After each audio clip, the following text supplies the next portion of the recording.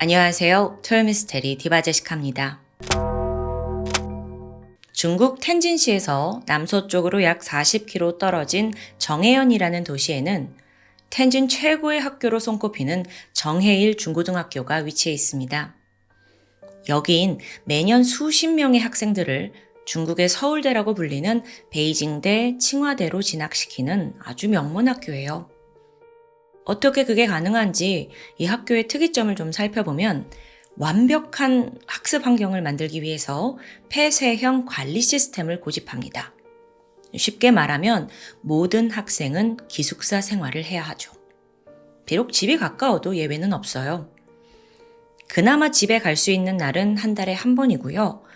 부득이하게 외출을 해야 할 경우에는 반드시 선생님과 사감 선생님의 허가가 필요합니다. 한편 학생들은 남자, 여자, 기숙사, 건물이 나눠져서 생활을 하는데 한 방에 주로 8명의 학생들이 함께 살아가요. 근데 이게 보통 입학할 때 방이 배정이 되고요. 졸업할 때까지 거의 바뀌지 않는다고 합니다. 워낙 학교가 엄격한 환경에다가 또 부모와 떨어져서 몇 년을 살아야 되다 보니까 8명의 룸메이트는 사실상 가족보다 더 끈끈한 사이가 되죠. 그럴 수밖에 없을 것 같아요. 하지만 정해일 중고등학교 기숙사에서 모든 이의 상식을 깨부수는 아주 비극적인 사건이 발생했습니다. 정말 이건 중국 언론조차 입을 다물지 못했어요. 지난 1998년 12월 23일 밤 12시 기숙사 109호실에 사는 여학생 A양이 늦은 밤에 홀로 자습을 끝내고 기숙사 방으로 돌아왔습니다. 씻고 잘 준비를 하던 중에 문득 강한 악취가 풍기는 걸 느껴요. 이게 단순히 애들이 빨래를 안 해서 눅눅한 옷에서 나는 그런 냄새가 아니라요. 생전 맡아본 적이 없는 기이한 냄새더라고요. 게다가 이 냄새가 방에서만 나나? 문 열고 복도로 나가보니까 복도에도 이 짙은 악취가 막 차 있는 거예요. 수상함을 느낀 A양이 옆방 110호부터 111호, 112호실까지 막 방문을 두드렸습니다. 야, 너무 이상한 냄새 나지 않아? 야, 안 그래? 다들 수긍은 하긴 하지만 그렇다고 방마다 특별할 일은 없었어요. 그저 다들 갸우뚱만 하고 있었죠. 잠시 후에 A양이 113호실 앞으로 갑니다. 근데 그 앞에서 냄새가 더 강하게 풍기더라고요. 그래서 A양이 문을 두드렸죠. 근데 대답이 들리지 않습니다. 사실 이때가 이미 너무 늦은 시간이라서 애들이 자나 싶었어요. 일단은 그래서 기숙사 관리인한테 냄새가 좀 났다라고 연락을 해두고 방으로 돌아왔죠. 하지만 이 A양이 워낙 냄새에 민감했는지 그 악취가 코를 자극하니까 제대로 그날 밤 잠을 잘 이루지 못합니다. 다음날 6시에 일어나게 되는데 당시가 겨울이라 아직 컴컴했던 새벽입니다. 일찍 일어난 A양이 다시 113호실로 가요. 다른 방 애들은 일어나서 씻고 준비하고 있었죠? 근데 113호실만큼은 굉장히 조용하더라고요. 문 두드렸지만 대답도 없고요. 문에다 귀까지 대봤거든요. 근데 아무 소리가 없어요. 결국 A양은 조심스럽게 문을 열었습니다. 그러자 이 어두운 방 안에서 문제의 악취가 물씬 풍겨와요. 여기가 근원지였던 거예요. 그래서 A양이 막 구역감을 참으면서 벽을 더듬거리고 불을 켰죠. 그러자 순간 눈앞에 펼쳐진 광경이 너무도 충격적입니다.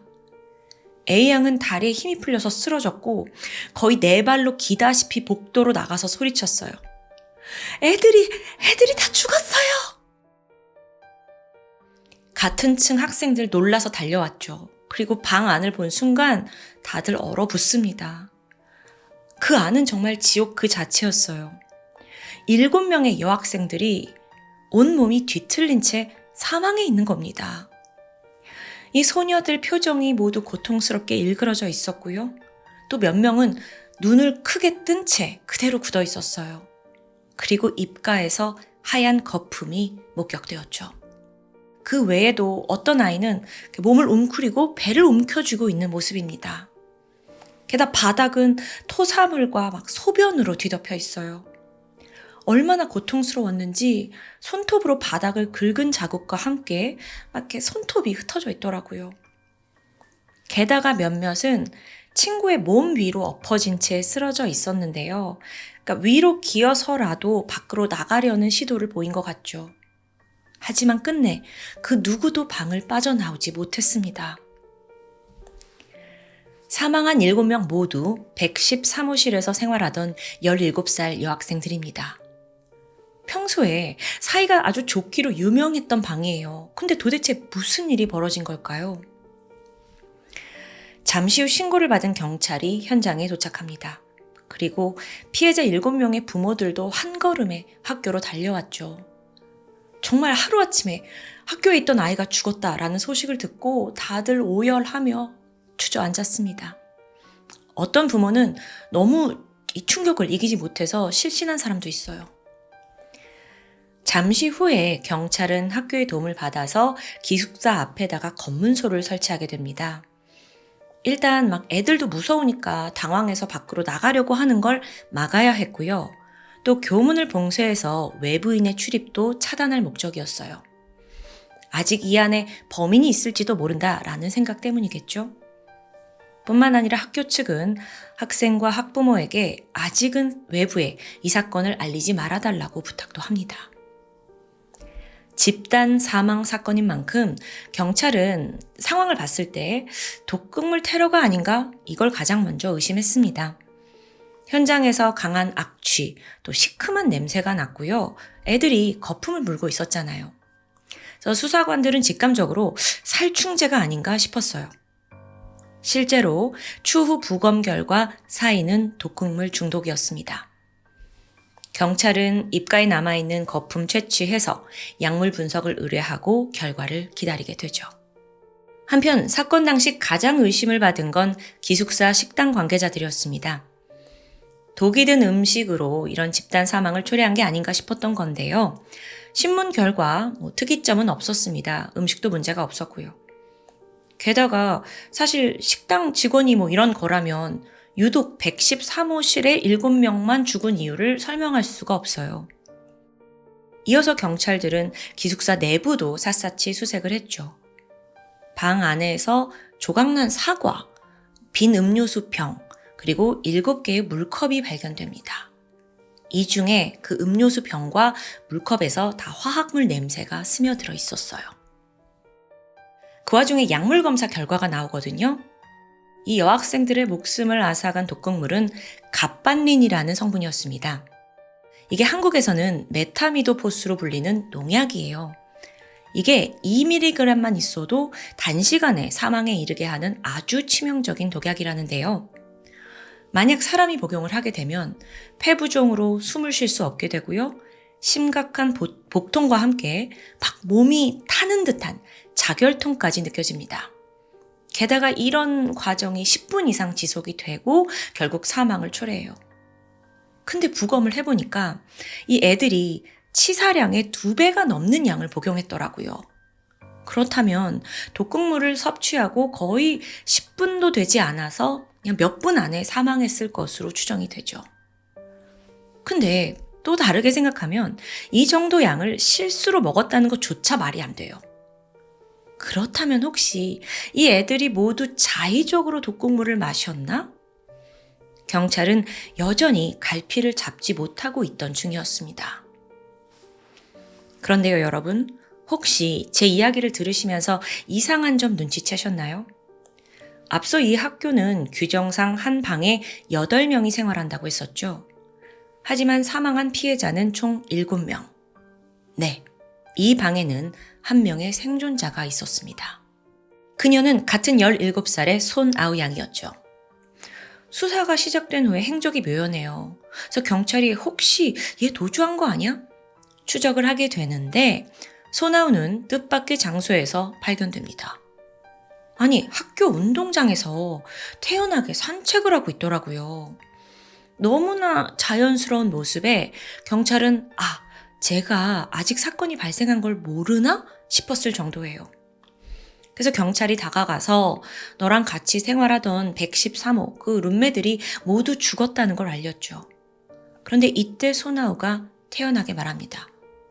네, 저도 알고 있어요. 자기도 아침까지 같이 방에 있었대요. 이 말이 뭐냐? 피해자 룸메이트들이 막 뒤엉켜서 고통 속에 사망하고 있는 그 방에서 얘는 사실 밤사이에 잠을 잤고요. 아무 일도 없었던 것처럼 죽은 아이들 해치고 자기 혼자 아침 산책을 나온 상황이에요. 이런 반응을 보고 경찰이 즉각 그녀를 의심했죠. 그리고 얘가 범인이구나 확신합니다. 그리고 자백을 받아내기 위해서 신문을 시작하는데 소나우는 입을 굳게 다문 채 한마디도 하질 않아요. 그리고 바로 이때 증거물에서 결정적인 단서가 발견됩니다. 앞서 피해자들이 사용한 7개의 컵이 있다고 했잖아요. 그거 감식을 해봤어요. 그런데 그 모든 컵에서 소나우의 지문이 검출된 겁니다. 더 중요한 사실이 있죠. 지문의 위치인데요. 소나우의 지문 위로 피해자들의 지문이 남아있어요. 그러니까 소나우가 농약이 든 컵을 잡아서 이제 건네주고 그걸 피해자들이 잡아서 마셨다는 걸 의미합니다. 정황상 이것도 소나우예요. 한편 또 다른 수사팀은 그 독극물 구매를 어떻게 했을까 경로를 추적하게 됩니다. 당시 이 정혜연에는 살충제나 농약을 판매하는 매장이 그렇게 많진 않아요. 그래서 학교를 중심으로 가장 가까운 거리에 있는 판매점부터 조사를 했죠. 그러자 몇 시간 만에 소나우를 기억하는 가게 주인이 나옵니다. 며칠 전이었는데 한 여학생이 찾아와서 농약을 구매했다고 진술을 합니다. 근데 이 상황이 당시 주인도 좀 이상하다고 생각을 했죠. 보통 농약은 농사를 짓는 어른들이나 주로 노인층이 사러 오거든요. 근데 이렇게 애띤 고등학생이 사러 온 건 아주 이례적인 일이었어요. 자, 여기까지 파악한 경찰이 이 모든 증거를 제시하면서 소나우를 강하게 추궁했죠. 너 증거 다 나왔다. 너 계속 입 다물고 있으면 너만 불리해진다. 그러자 소나우의 눈빛이 흔들립니다. 이내 막 패닉에 빠져요. 그리고 고개를 푹 떨구더니 막 떨리는 목소리로 중얼거리는 거예요. 내가 한 게 아니야. 내가 한 게 아니야. 류산산이 한 거야. 난 도왔을 뿐이잖아. 이게 도대체 무슨 말일까요? 그리고 방금 중얼거릴 때 등장한 그 인물 류산산.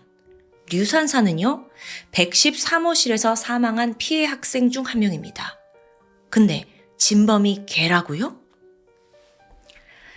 여기서 잠시 류산산과 소나우에 대해서 알아볼 필요가 있습니다.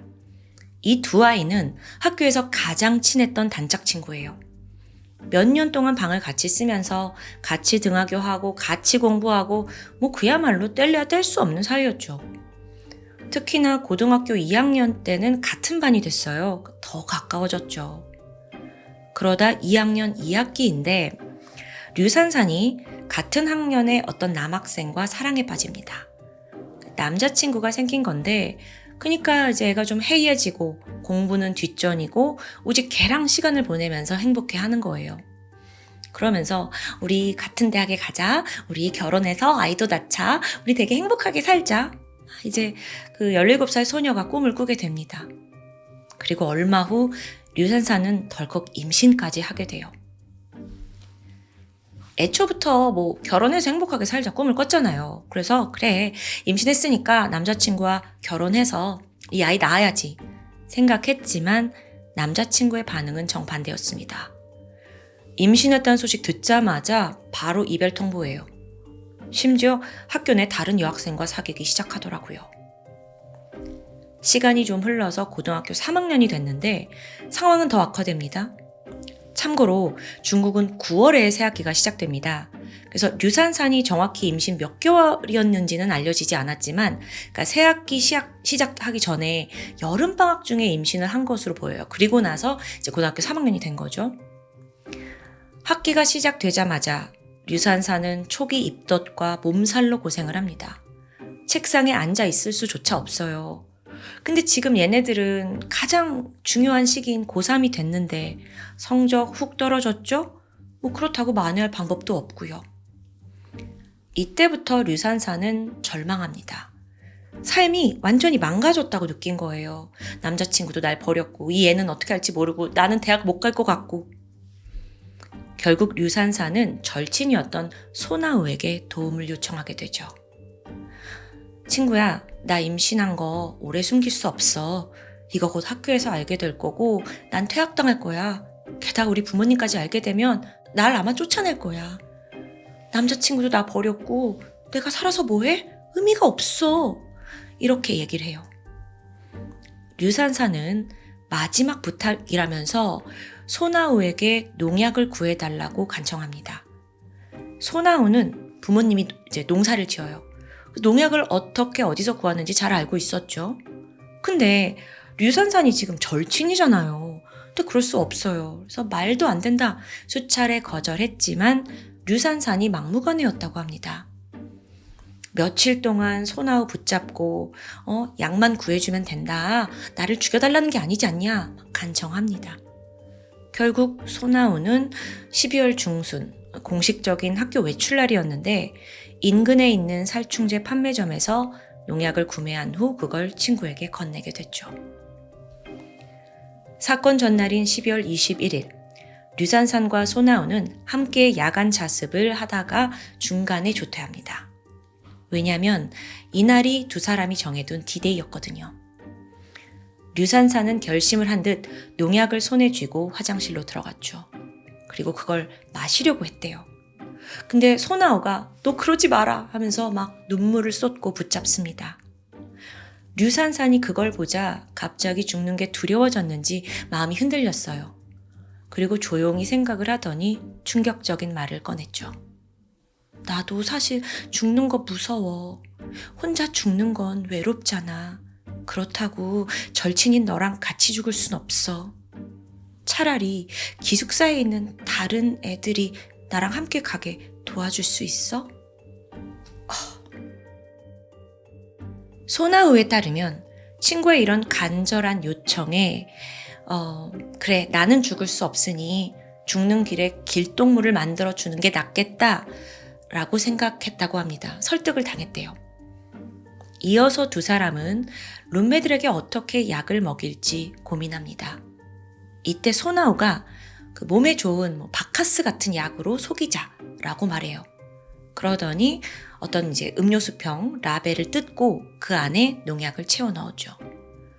심지어 농약이 굉장히 쓸 거 아니에요. 그 맛을 줄이기 위해 꿀도 좀 섞어 넣습니다. 밤 10시가 됐고 아무것도 모르는 룸메들이 야간 자습 끝내고 모두 기숙사 방으로 모였습니다.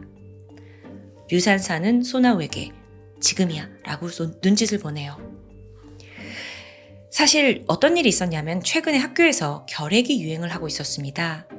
이게 한 번 걸리면 치료 시간도 오래 걸리고 또 체력도 급격히 저하되죠. 그래서 고3이 된 대학 시험을 앞둔 이 수험생들은 나도 결핵 걸리면 안 되는데 막 다들 좀 조바심을 내고 있던 차였어요. 류산사는 이걸 이용해요. 농약이 든 병을 꺼내 들고는 얘들아 이거 우리 엄마가 보내준 보양식 약이야. 이거 결핵에 되게 좋다고 하는데 다들 걸리면 안 되니까 한 모금씩만 먹자 라고 제안합니다. 다른 애들도 결핵이라는 소리에 그래 걸리면 안 되지. 근데 누군가 물었어요. 야 근데 그거 진짜 괜찮은 약이야? 이렇게 애들이 좀 반신반의하는 분위기였거든요. 그러자 류산산이 자신 있게 이 병을 입에 갖다 댑니다. 그러니까 애들한테 의심을 사지 않으려고 꿀꺽꿀꺽 막 들이삼켜요. 이후 그녀는 아무렇지 않았습니다. 그제서야 다른 애들이 야 그럼 나도 한 컵 줘, 한 컵 줘. 옆에 있던 소나우가 컵을 꺼냈고 나머지 룸메 6명에게 한 명 한 명 농약이 든 컵을 건넸죠. 그때 일부는 냄새가 너무 이상한 것 같아. 너무 쓰잖아. 먹지 않으려고 한 아이도 있었습니다. 근데 이때 소나우가 야 원래 좋은 약일수록 맛이 쓴 거야. 코 막고 숨을 참고 마시라고 독촉했어요. 잠시 후 몇 분 만에 독극물의 효과가 나타나기 시작했죠. 배가 뒤틀리는 듯 했고요. 막 머리가 깨질 듯 아픕니다. 호흡이 점점 가빠지면서 애들이 막 몸에 힘이 풀리는 거예요. 그래서 본능적으로 도움을 청해야겠다. 밖에 나가고자 했지만 이걸 유일하게 약을 먹지 않은 소나우가 가로막습니다. 얘들아, 지금 다 약효가 도는 거야 라면서 오히려 뜨거운 물과 사과를 먹으라고 권한 거예요. 하지만 상황은 점점 심각해져 갔죠. 사지가 굳어가고 있었고 시야까지 흐려집니다. 또 몇몇은 거품을 물기 시작해요. 문 앞에 서 있던 소나우는 룸메들이 바닥을 구르면서 고통 속에 죽어가는 모습을 모두 지켜봤어요. 그 모습을 본 피해자들도 뒤늦게 나 속았구나 눈치챘지만 이미 너무 늦었죠. 그렇게 방 안에 있던 7명 모두가 그 자리에서 사망한 겁니다. 그리고 나서 고요해지니까 소나우는 조용히 침대에 올라가서 잠을 청했죠. 네, 이 상황에 그냥 자기는 취침에 들어갔어요. 여기까지 진술을 들은 경찰은 아마 지금 여러분과 같은 마음이었을 겁니다. 이 소나우의 진술을 내가 어디까지 믿을 수 있을까라는 의심이 든 거예요. 죽음을 결심한 사람이 친구의 도움 받아서 다른 친구까지 살해했다라는 지금 전말이잖아요. 근데 사실 이런 일은 별로 없으니까요. 그래서 경찰은 꾸며낸 게 아닌가라고 생각을 해요. 하지만 얼마 후에 류산산의 소지품에서 이 사건의 전말이 적힌 유서가 발견됩니다. 필적 감정해봤지만 위조한 건 아니더라고요. 그러면서 결국 소나우가 말한 진술이 모두 사실이었다라는 게 밝혀져요. 그러면 사실 류산산이 이 사건을 계획한 주범이라는 게 이제 자명한 거잖아요. 그렇다 하더라도 소나우는 친구들한테 직접 농약을 건넸고 이건 범죄입니다. 명백한 살인이죠.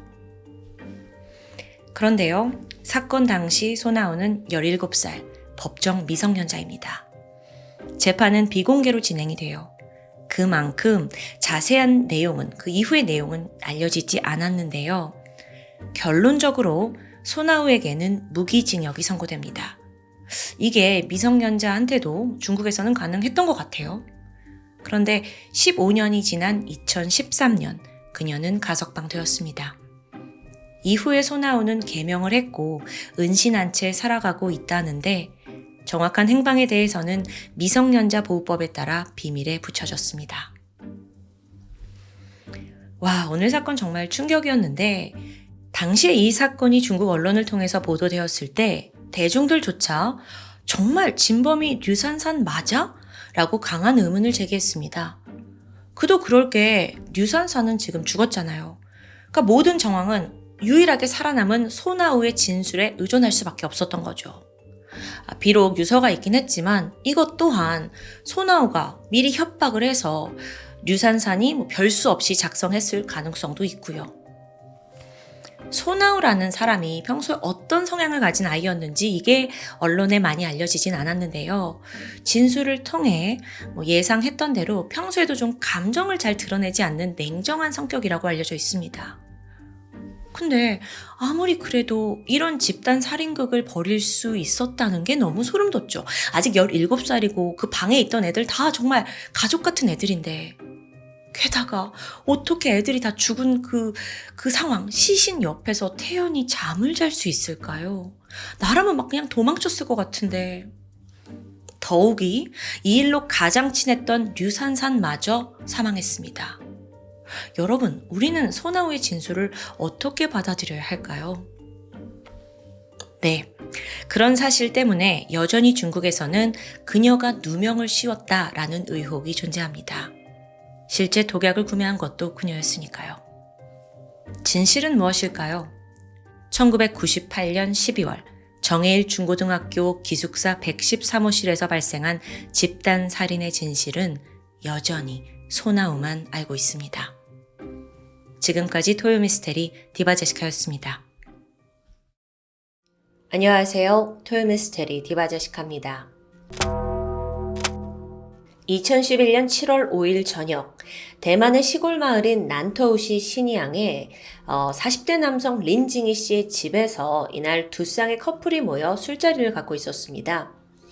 참석한 사람은 먼저 집주인 린 씨와 그의 아내 48살 왕메이용, 그리고 또 친구 부부 커플인 40세 남성 템프론과 37살의 아내 우샤우전이었죠.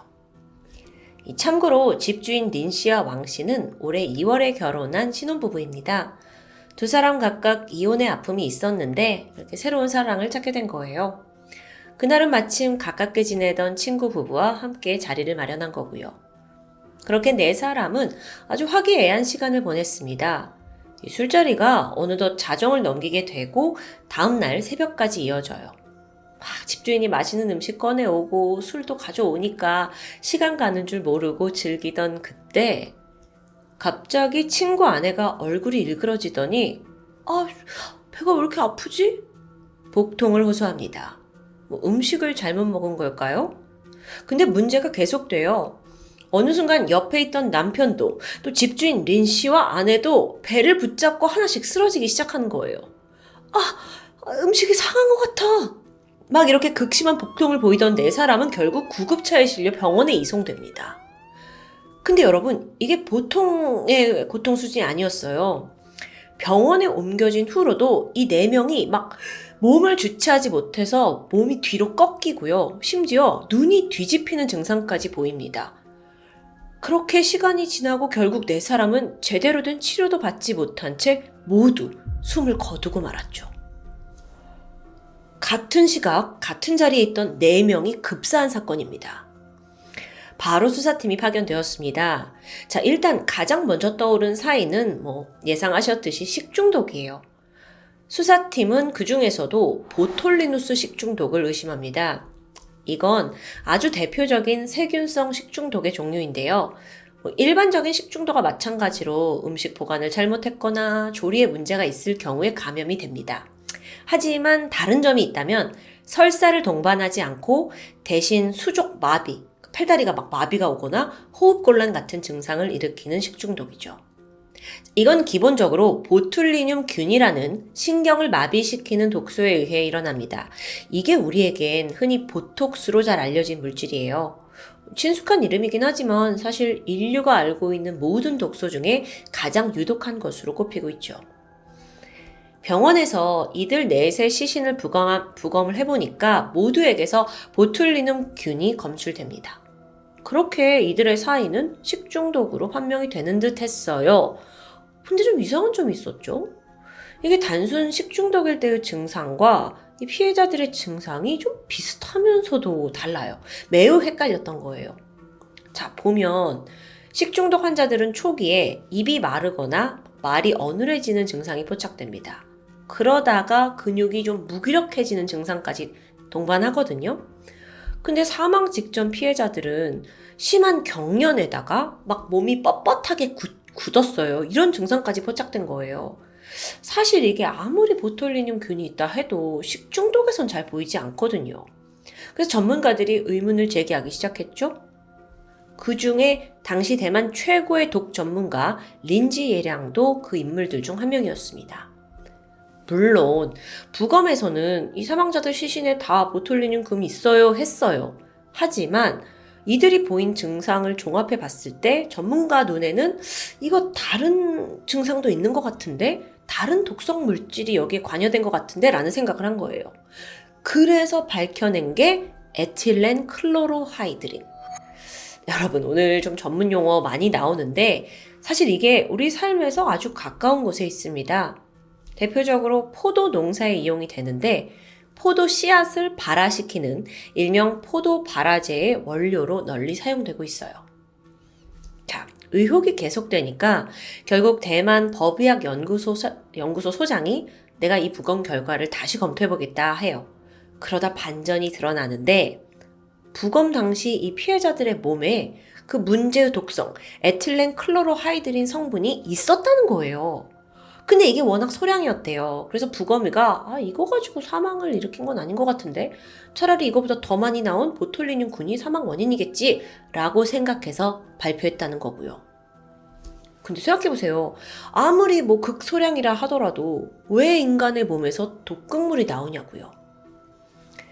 의견이 이렇게 분분한 와중에 결국 4명의 시신은 또 한 번 재부검을 받게 됩니다. 과거에는 그 보툴리늄 균에만 집중했다면 이번엔 좀 더 다각적이고 면밀하게 진행했어요. 그 결과 이들의 몸에서 합성된 독성 물질의 농도가 무려 수천 ppm이라는 게 드러납니다. 이 수치가 엄청나서 결코 식중독만으로 나타날 수 없는 수준이고요.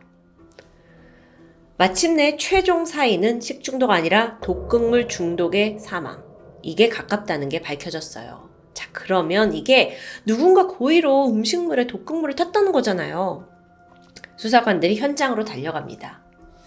그들이 먹고 남긴 음식과 술을 면밀히 조사했죠. 그러자 유의미한 증거가 나오는데요.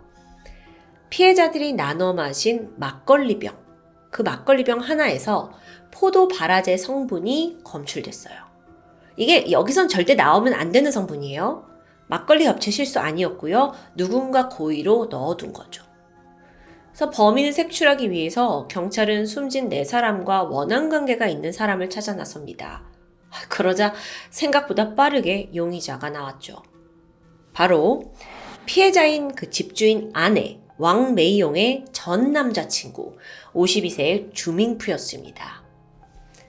사망한 왕메이용의 지인들에 따르면 그녀가 이번에 재혼을 하기 전에 과거 남자친구와 원한 관계가 있었다고 해요. 그래서 일단 여기까지 알아낸 경찰이 즉각 전 남자친구 찾아가서 막 알리바이 확인하고 강하게 추궁했죠? 그러자 주 씨가 끝내 아이씨, 4명이 다 죽을 줄은 몰랐잖아요. 이렇게 범행을 시인합니다. 이 사건의 전말은 이래요. 주 씨가 원래 가정이 있던 사람이에요. 근데 아내가 가출을 했고 얼마 후에 이 죽은 피해자 왕 씨와 만나서 관계를 이어옵니다. 그러니까 두 사람이 이게 복잡하긴 해도 일종의 불륜 관계였던 거예요. 그러다가 주 씨가 잠시 다른 지역으로 일을 가게 되거든요. 그러는 사이에 왕 씨에게서 새로운 남성이 생겼어요. 그가 바로 결혼까지 하게 된 새신랑 린징이었던 거고요. 린 씨요. 두 사람은 2010년 4월부터 교제를 했는데 이후 동거까지 빠르게 진행되면서 관계가 발전합니다. 근데 이 상황이 타 지역에 나가 있던 주 씨 입장에서는 바람인 거예요. 그리고 이걸 알게 된 건 이미 몇 달이 지난 10월이었죠. 오랜만에 고향에 돌아와가지고 연인을 만나려고 했는데 왕 씨에게는 이미 새로운 남성이 생겼다라는 걸 알고 충격에 빠지는데요. 성격 급한 주 씨, 곧장 이 왕 씨와 현재 동거하고 있는 린 씨를 찾아갑니다. 그리고 야, 내가 원래 남자친구야 라고 막 소란을 일으켰지만 소용없어요. 사실상 여자인 이 왕 씨 입장에서는 이 사람이 뭐 유부남이기도 하고 또 오래 떠나 있다 보니까 자연스레 다른 남자를 만난 상황이거든요. 이렇게 복잡함 속에서 2011년 2월 왕 씨와 린 씨는 정식으로 결혼까지 성공하죠. 이 모든 걸 지켜보고 있던 주 씨, 주밍푸는 하루하루 분노와 원한을 쌓아갔습니다. 그러면서 복수를 하겠다는 일념 하에 그 첫 번째 대상이 된 건 왕 씨의 딸이었어요. 그러니까 즉 이 자신의 전 애인의 딸, 전 남편과 사이에서 낳은 딸을 찾아간 거예요. 그러니까 이미 좀 어느 정도 성인이 된 딸이었는데 아유 오랜만이다. 아저씨가 농사일 도와줄게 라는 구실로 접근을 했고 급기야 그녀를 성추행합니다. 그런데 또 마침 이 장면을 마을에서 목격한 사람이 있어요. 근데 이게 어떻게 해석이 되냐면 어머머 주 씨가 이제 엄마도 모자라서 딸까지 사귀려고 하나 봐. 이런 더러운 추문이 일파만파 퍼져나가게 되죠. 얼마 후 소문은 엄마인 왕 씨와 현재 남편에게도 들어갑니다. 귀에 들어갑니다. 둘은 화가 머리 끝까지 나서 주밍푸를 찾아갔어요. 그리고 화를 이기지 못했던 이 새남편 린 씨가 주 씨의 집안 살림을 부수면서 험악한 분위기를 연출했죠. 그렇게 이들의 감정의 골은 더욱더 깊어져 갔습니다. 근데요, 또 이 와중에 아주 이해할 수 없는 사건이 벌어져요. 자, 4사람이 죽기 5일 전이요. 6월 30일이었는데 왕 씨와 새남편 린 씨가 말다툼을 하게 됐습니다. 그래서 왕 씨가 집을 나왔죠? 그런 그녀가 향한 곳이 바로 전 남친 주 씨의 집이에요. 그날 밤 여기에서 취하도록 술을 마신 거예요. 이 여자도 참 정신없지. 자기 딸까지 성추행한 놈인데 왜 거기가 있어요? 자, 그러는 와중에 주밍푸는 어땠을까요? 그는 너가 나한테 돌아왔다 이런 마음보다는 여전히 복수심에 불타고 있었습니다. 그리고 이 눈앞에 있는 왕씨뿐만 아니라 남편 린씨에게도 원한이 깊었고요. 그래서 왕씨가 막 속상하다면서 술을 마시고 있을 때 몰래 그 막걸리 병 중 하나에 포도 바라제를 섞게 돼요. 계속 술을 마시니까 이걸 마시고 왕씨가 죽기를 바란 거죠. 근데 일이 생각대로 되지 않았죠? 왕씨가 그 막걸리 병을 마시기 이전에 미리 다 취해버린 거예요. 너무 빨리 취했어. 결국 독이 든 술병을 손도 대지 않고 잔을 내려놓아 버리는데요. 시간이 좀 지나서 왕씨가 나 이제 집에 갈게 하고 채비를 합니다. 그때 주씨의 머릿속을 스치는 생각. 이 술병도 가져가야 되는데. 그는 남은 술들을 막 봉지에 담아서 왕씨 손에 건네줬어요. 그게 4병의 막걸리였죠. 그중 하나에 문제의 포도바라제가 섞여 있었고요. 근데 여기서 이 주씨란 사람이 어떻게 술에다가 포도바라제를 섞을 생각을 했던 걸까요? 이게 참 웃긴데 아이러니하게도 그건 과거 왕씨가 알려준 방법이었습니다. 이들이 옛날에 사귈 때 당시 집에서 기르던 닭이 들깨에 물려 죽는 일이 계속 발생하는 거예요. 그래서 왕씨가 이때 뭐라고 했냐면 고기에다가 포도 바라지 섞어서 내놔봐봐. 그러면 들깨가 이걸 먹고 죽을 거야 라고 조언한 적이 있어요. 이걸 주씨가 기억해내서 왕씨를 죽이려고 쓰게 된 방법이 된 거죠. 자, 한편 독이 든 막걸리 병은 왕씨의 집 냉장고에 고이 보관됩니다. 그리고 5일 후인 7월 5일 날 친구 부부가 집에 놀러 왔죠. 맛있는 거 먹고 마시다가 마침내 문제의 막걸리를 함께 마시고는 모두 전부 다 죽음을 맞이한 겁니다. 사실 친구 부부는요, 이 주밍푸와 아무런 관련, 상관이 없는 사람들이에요. 너무 억울한 죽음이죠. 근데 역시 사건을 좀 살펴보면 의아한 점은 있어요. 포도 바라지의 경우에는 인체에 독성이 노출되면 즉각적으로 반응이 나타난다고 해요. 예를 들어서 입술이 뜨거워지고 어지럽고 복통이 나고 구토가 발생하죠. 근데 이 사건에서는 이 4사람이 술을 먹고 몇 시간 지나서야 병원에 이송이 됐거든요. 그래서 그 이유에 대해서는 아마 그날 많은 양의 술과 음식을 먹다 보니 체내에서 중독이 늦어진 거다라고 보고 있고요. 그게 아니면 마침 그 문제의 막걸리를 앞서 4병 있었잖아요. 3병 먼저 마시고 그 문제의 막걸리를 이제 마지막에 마셔서 그런 걸 수도 있다라는 추정이 있습니다. 자, 그런데 모순은 또 있어요. 지금 죽음에 이르게 한 건 포도 바라제잖아요. 근데 보톨리듐 균이 몸에서 왜 나온 걸까요? 알고 보니까 이 사람들 운도 참 안 좋았어요. 하필 그날 안주로 먹은 피클 하나가 이미 보톨리듐 균에 오염되어 있었던 겁니다. 그러니까 쉽게 말해서 상해 있었다고요. 그래서 2가지 다른 독성이 몸에 들어와서 상호작용을 일으킨 거예요. 그렇게 부검 결과도 명확하지 않았고 정확한 사인을 밝혀내는데도 시간이 소요된 거죠. 자, 그렇게 범인은 검거되었습니다. 무려 4명을 살해한 상황이죠. 근데 주씨는 억울하대요. 포도 바라제의 유독성을 내가 알고는 있지만 자기는 사람이 먹으면 어느 정도 구토하고 어지럽고 이 정도 고통만 줄 줄 알았대요. 죽을 줄은 몰랐다는 거죠. 그 주장이 얼마나 신빙성이 있는지는 의심스럽습니다.